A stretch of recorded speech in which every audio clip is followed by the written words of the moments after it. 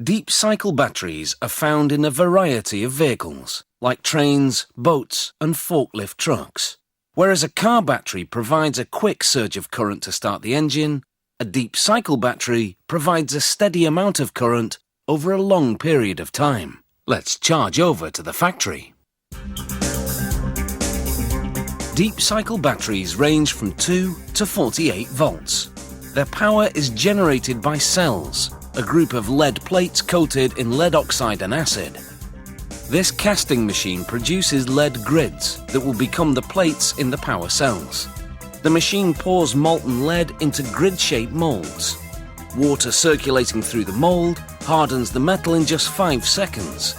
The machine casts 2 types of grids, negatives and positives. The next machine coats the grids with a chemical paste that contains lead oxide and acid. The positives get one paste formulation, the negatives a different one.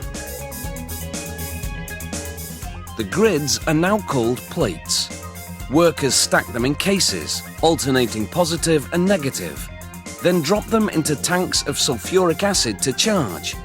The lead oxide and acid in the paste store the power. After charging for 24 to 72 hours, depending on the model, the plates go into a machine that washes them 3 times to remove acid residue, which if left would corrode the metal. The charging process blackens the plates, which are now called dry charge plates. A machine wraps each positive in glass strand matting, an insulation material similar to fiberglass, then in a plastic envelope. These coverings protect the plates from short circuits. Workers stack the plates again, positive, negative, positive, negative. This time though, each stack contains a specific number, from 5 to 33 plates, depending on the battery model. Each stack will become one cell. A cell provides 2 volts of electricity. Each plate has a tab. A robotic machine cleans the tabs with a wire brush and a chemical solution called flux. Then, it dips the tabs in molten tin. This tin coating will improve the bond when they solder the tabs together. The robot wipes the tabs on a flux-imbued sponge to clean their surface once again, then drops the cells into a mold containing molten lead. This solders the tabs together, bonding the plates within each cell. The process casts 2 lead posts on the cell's positive side and 2 on its negative side.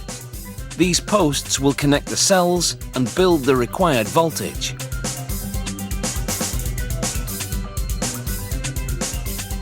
Next, each cell goes into a polypropylene casing called a jar. Each cell is tested to make sure it functions properly. This also shows if the cell is positioned correctly in the jar, so that the positive and negative signs on the cell cover will be on the corresponding posts. The cover is heat sealed and the protruding posts are sealed with lead. Air is pumped into the cell and soapy water is brushed over the cover to test the seals. Any bubbles indicate a gap that needs to be resealed.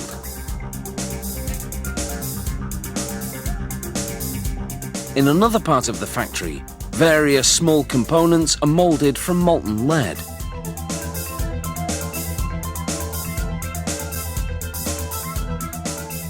Among those parts are the connectors that link one cell to another.